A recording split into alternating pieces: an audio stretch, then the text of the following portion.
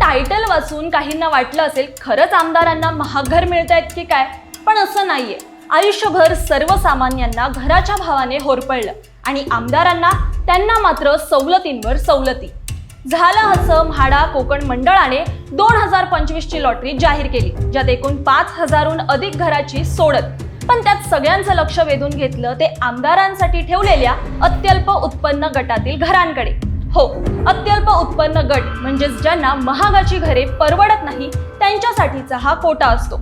एकीकडे सामान्य माणूस EMI, भाडं, डिपॉझिट यांमध्ये भरडला जातोय आणि दुसरीकडे आता लाखहून जास्त पगार घेणारे आमदार सर्वसामान्यांच्या गटात घर घेण्यास पात्र आहेत.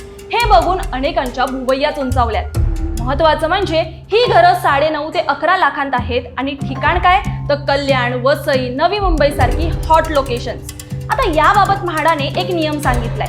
1977च्या अधिनियमानुसार वेगवेगळ्या उत्पन्न गटात आमदार खासदारांसाठी घरे राखीव ठेवावी लागतात आणि जर त्यांनी अर्ज केला नाही तर मग जाऊन ती घरं सर्वसामान्यांसाठी खुली केली जातात. मतलब ये तो वही बात हुई की सामान्य काढतो कर्ज आणि नेते त्यांना मात्र थेट सवलतींवर सवलती. आता तुम्हाला काय वाटतं या बाबतीत? या सवलतींबाबत हे आम्हाला कमेंटमध्ये नक्की सांगा.